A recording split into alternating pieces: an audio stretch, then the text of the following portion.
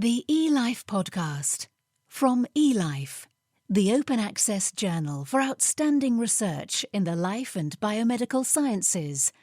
Online at elife.elifesciences.org. Hello, welcome to episode 19 of the eLife podcast, produced by The Naked Scientists. I'm Chris Smith. This month, where bugs go in breweries, how flies are helping scientists to get to grips with traumatic brain injuries, and the neurological rhythm that signals your interest in someone. But first, herpes simplex viruses, or HSV. These cause cold sores and genital infections, and they're doubly unpleasant because the virus is carried for life within the nervous system. And this allows it to reactivate periodically to cause new infectious skin lesions that are also exquisitely painful. And despite years of effort, scientists have not yet developed an effective vaccine to block the infection. But now, by removing a component of the virus coat, a protein called GD, Betsy Herold has made viruses that can fully protect animals against infection with either the cold sore, type 1 strain of HSV, or HSV2, the genital variant. The primary strategy that people used in the past really focused on one major protein that the virus makes, glycoprotein D. That protein induces high levels of antibodies, and antibodies usually protect you from infection. But in this case, in the case of the herpes simplex virus, these antibodies protected animal models from infection, but did not appear to protect humans in large clinical trials. So we thought maybe those antibodies are interfering in some way with making the kind of immune response that would be more protective. So we deleted that protein from the virus. How then did you grow the virus? If you took that gene away from it so that it couldn't make that GD, how did you grow it? Glycoprotein D is essential for the virus to get into cells. So what we did is we grew it on a cell line that provided the HSV1 glycoprotein D.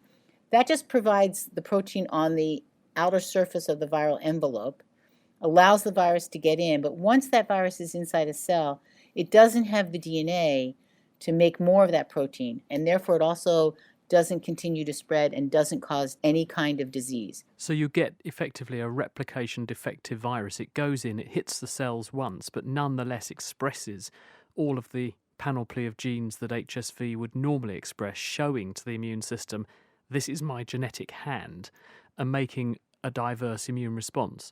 What critically, though, does that do to the ability of the animal to then be infected with a wild type, a normal virus that does have GD? That was the question. Would this work as a protective vaccine? So when we took mice and immunized them with this and then challenged them with very high doses of wild-type virus, we observed 100% complete protection. Not only do we protect them from disease, but unlike the previous vaccine candidates, we prevented the virus from establishing what we call latency, the ability of the virus to hide out inside your nerve cells and therefore cause persistent or recurrent infections. And this vaccine completely prevented that. Is that because it just completely limited the ability of the agent to replicate at the mucosal surface, and for that reason it couldn't then access the nervous system? Or was there some other reason why it was disabled in its ability to get into the nervous system? To answer that question, we did a different type of experiment, and that's an important question. And so what we did is we asked, first of all, whether the immune protection that the vaccine was inducing was mediated by antibodies, or whether it was mediated by T cells, the other major half of your immune system. And when we only gave naive mice antibody that came from the vaccinated animals, they were completely protected. So that told us that it was those antibodies. And then to get at your question, we then used those antibodies and looked to see whether they got into the sites of infection. Did they get into the fluid in the genital tract, and did they protect? And indeed they did. So the answer to your question is that it is immediately clearing the virus out of the genital tract. Have you tried doing the experiment where, having used your vaccine candidate to protect your animals against HSV2, you come along and challenge the animals with HSV1, the relative that normally causes cold sores? Yes, and the vaccine protected against both HSV2 and against HSV1.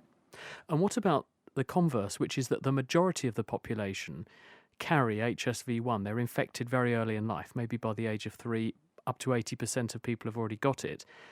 Can you still protect people who have already got HSV1 against HSV2 using your candidate?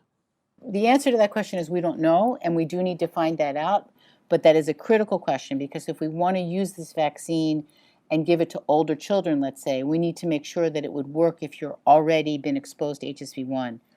Have you any idea why removing this very potent and essential stimulus that the virus would normally use when it infects a cell should release the immune response in this way and drive this very powerful immune effect?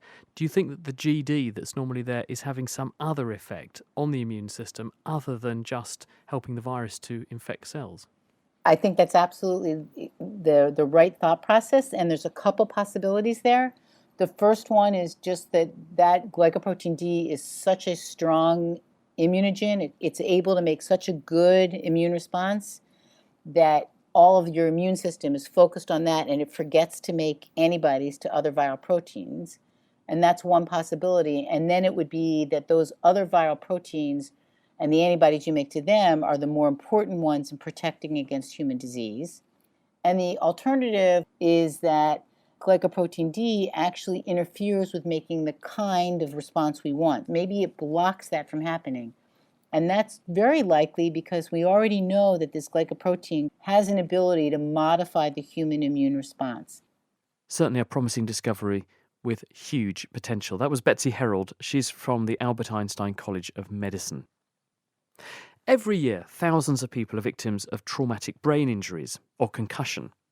The causes range from sporting incidents to car crashes, but the outcomes and the best way to manage head-injured patients are very hard to study because no two injuries are alike.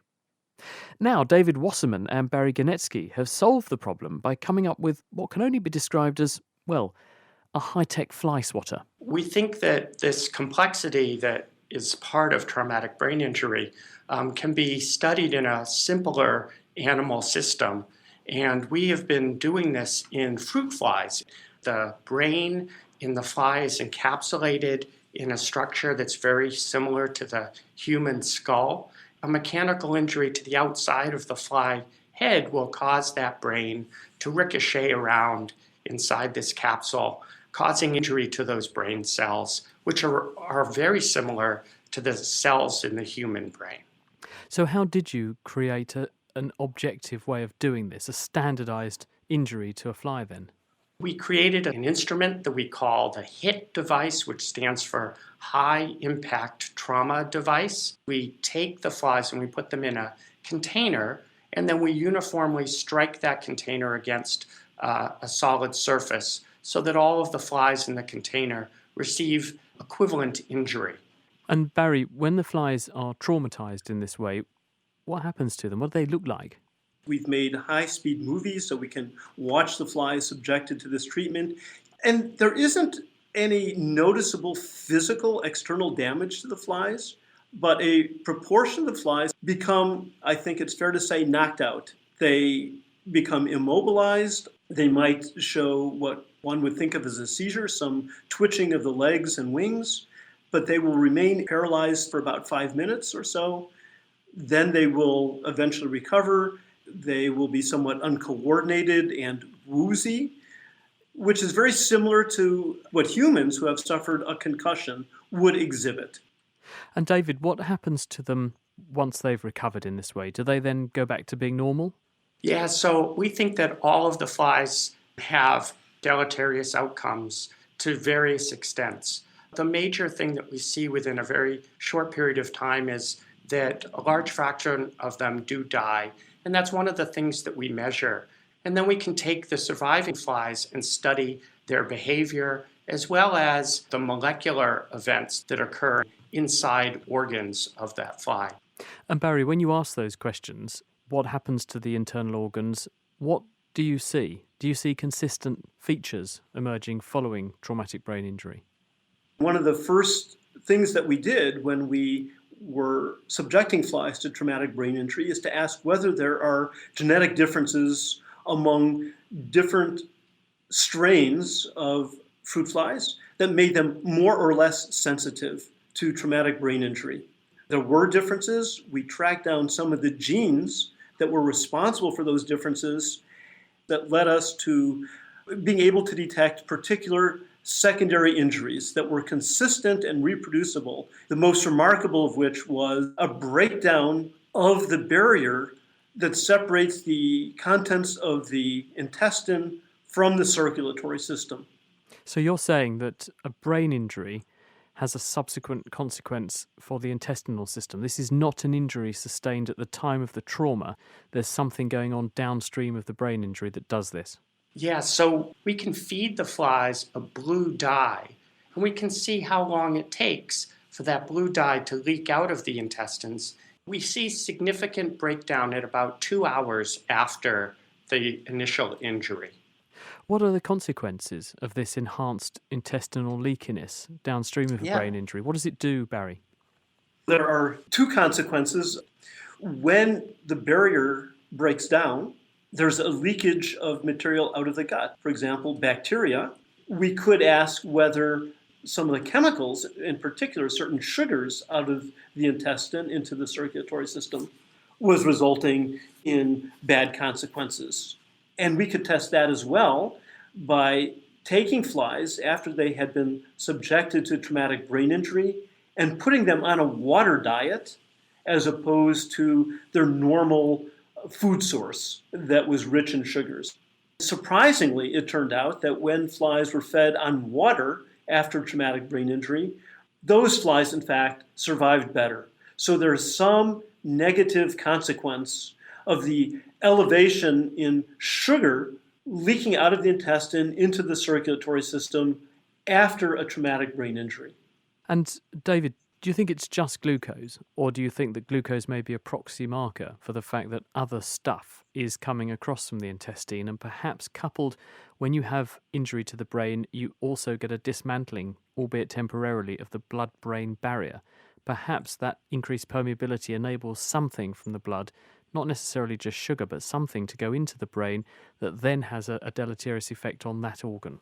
I think that's definitely a possibility, that something else could be playing a role. But our data in flies actually show that if we lower the levels of glucose through feeding flies water instead of food that contains high levels of sugar, that did reduce the poor outcomes in flies. So what we think is that the high levels of glucose are producing some kind of signal, and we need to understand what that signal is.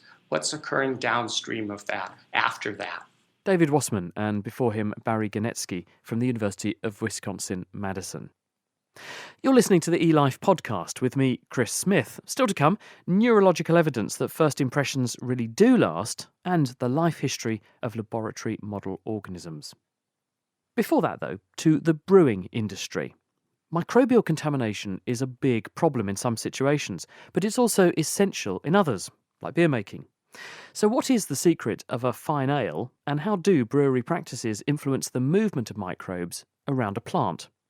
Nicholas Bokulich has been using DNA techniques to find out. What we were looking at here was how microbes move around food production environments, and breweries are a great place to explore this because microbes are essential to beer production, but they're also involved in spoilage of beers. So we thought this would be the perfect place to really pattern the microbes as they move around throughout the year. And you can follow that, can you? We can. We go around the brewery at different times of year, and we take a little swab. It's just like a Q-tip for your ear. Rub it against different surfaces, different pieces of equipment. We collect different samples of ingredients, samples of beer, and we take this all back to the lab, extract its DNA, and then sequencing instruments to help us look at every individual piece of DNA, which is kind of like crime scene investigation, but of microbes. You can identify exactly what organisms are there.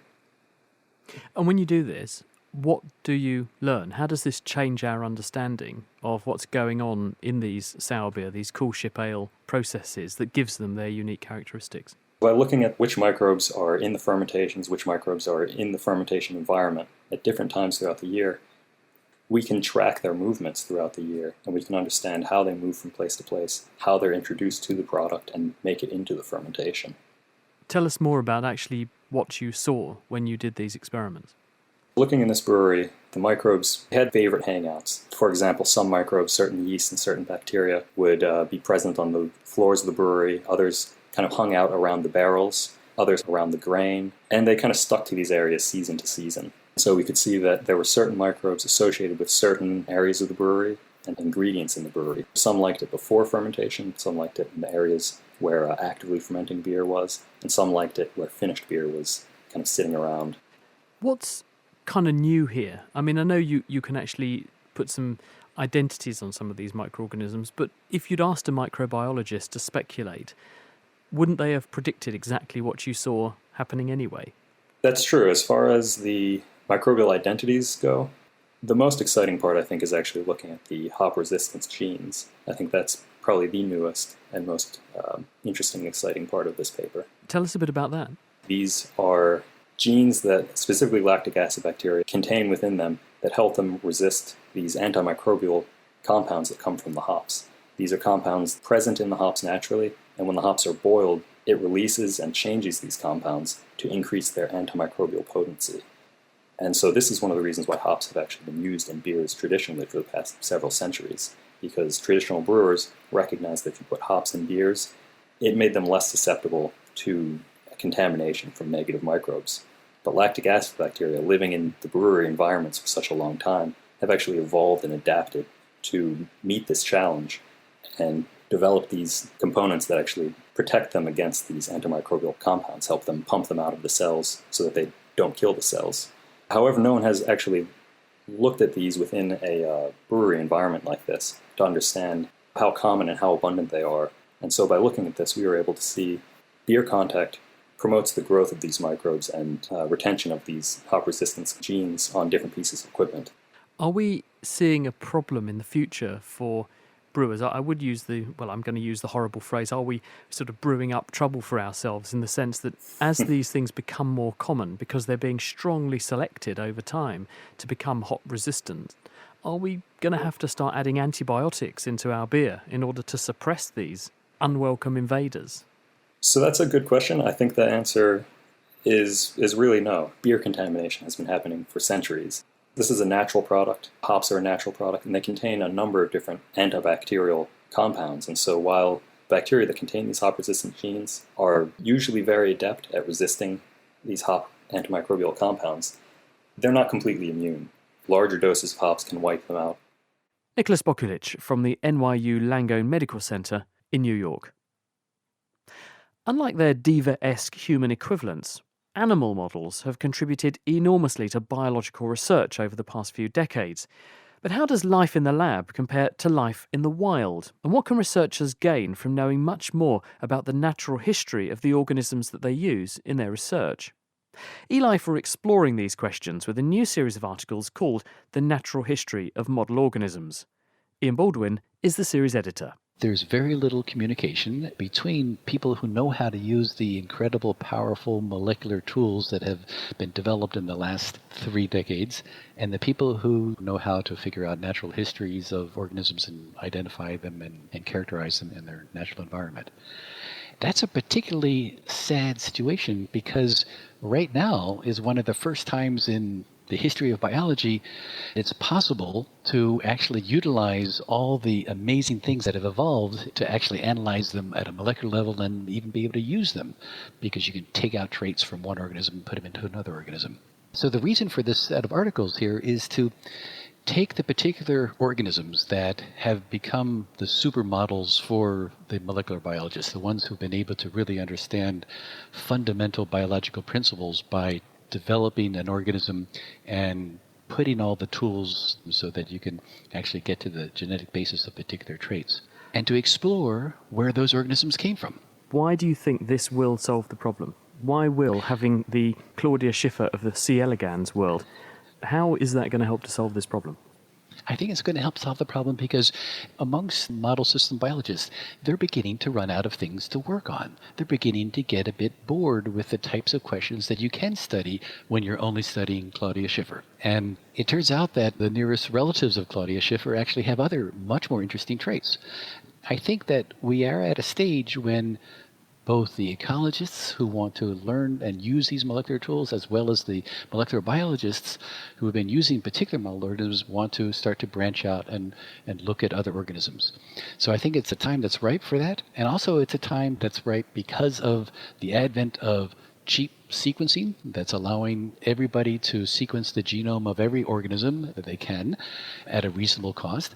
And with the development of these genome editing tools that are coming online means that the whole business of being a model organism and a non-model organism is a divide that is becoming blurred, and pretty soon most of biology is going to be able to be accessed in the same way that the handful of models are currently. So a person who comes and picks up these reviews or this sequence of reviews, what are they physically going to experience? How have you approached this? We've approached it by asking people who are this sort of new generation of biologists. Usually these are biologists who were trained on the molecular side of the divide and are beginning to go out into the field and find the wild relatives of these models, figuring out where they live and what they do and how they defend themselves and what sort of other traits they have, and also to start looking at their nearest relatives. And as we mentioned in the article series here, the ones that were domesticated for laboratory life all seem to share a particular suite of traits that allow them to be easily domesticated. They're boom and bust type of organisms. They reproduce easily, have very fast growth rates. They're not very finicky about the type of culturing techniques that you have to keep them under. Those are not traits that are shared by the nearest relatives in almost every single one of these model organisms. Those sorts of natural history details is what you're going to find out when you delve into the individual articles. What's the sort of style or format of them? What will a person get out of each individual article? How will it help them in their biology? There's going to be an introduction that Jane Alfred and I have written to the series, and then there's going to be a brief expose on zebrafish, on maize, on Arabidopsis, on C. elegans, the nematode, and then a couple of microorganisms, E. coli and budding yeast. In each one, an expert will tell a very intriguing vignette about the life history of this model that so many scientists only consider as a reagent-grade organism, not something that lives outside the lab. And I think it's going to enrich their understanding of that organism as they go to the lab and work with it. And also the fact that some of these models all come together in various places. For example, on rotting apples, you find not only sometimes yeast, but also C. elegans loves rotting apples, and Drosophila, of course, visits rotting apples. And even C. elegans hitchhikes on Drosophila occasionally in order to catch a ride onto the next rotting apple. So there's some convergences of these model organisms in the real world with each other. The specialists may not realize. Ian Baldwin, he's the director of the Max Planck Institute for Chemical Ecology, and he's also a senior editor at eLife. The review series that he was discussing is online now. You just need to do a search for Natural History of Model Organisms, and you'll find it. When you meet someone new, what goes through your mind, and is it really true that first impressions last? Working with rats, Haifa University's Alex Tendler argues that the answer is definitely yes, and your brain probably puts itself into a special pattern of neurological activity on that first encounter, and this controls how you respond and form an opinion of the individual you've just met. We tried to identify electrical signals in the brain during social interactions between rats. And to achieve that, we implanted electrodes into rats' brain at 6 different regions that are related to social recognition and memory. Tiny wireless transmitter was mounted on the rat's head, and the rat was subjected to the meeting with the other unfamiliar animal. During each encounter, video and brain signals were synchronized and could be seen in real time. Can you therefore plot a sort of time course, which brain area activates first and then where it then sends signals to in that network of related brain structures? The interesting thing was it was not one after the other. They works in synchronized manner. We found a profound rhythmic electrical activity that reflect animals' excitement throughout brain areas that are responsible for social recognition. It was particularly strong and synchronized in the first encounter when the rat met unfamiliar rats. Do you think that the rhythms that you see are the product of all of these areas talking to each other, or does one of them act like a metronome and make all of them beat the same tune? I think that special communication protocol that synchronizes between relevant brain regions and tells the brain how and in what frequency to operate. And so would your hypothesis be that when you introduce an animal to a new social situation, this particular pattern of brain activity is elicited, which then puts these different brain components in this network into a very receptive or aroused mode, so that they're paying attention to what's going on socially? Yes, it's like for different excitements, there are different brain states and different communication protocols. That's what we see, because when we check the same experimental protocol with inanimate objects or instead of the rat, we didn't find such synchronization, despite the fact that from behavioral point of view, rats show the same interest to the objects too. When we tried different feelings like fear, we also found synchronization between regions related to memory, but in completely different frequencies. So this appears to be, this pattern of brain activity of a certain rhythm, unique to animals that are having a social engagement. Exactly. And we found that this synchronized brain activity continues even after the end of social encounter, meaning that brain enters into kind of social state. But then if you reintroduce the animal that's just produced that impression, do you get the same big surge of activity again, or the next time they meet, are they less excited to see each other? It's much lower, they are less excited. What about if you repeat the experiment with an animal that's not socially active? So if I put in a sleeping rat, would it respond in the same way? Can it recognise there is another rat here, or is this purely down to active behaviour on the part of the individual that's being met? Yeah, we tried it with anesthetized animals also, and there is no connection with the behavioral of the animal that we exposed to. It's the animal and not the object.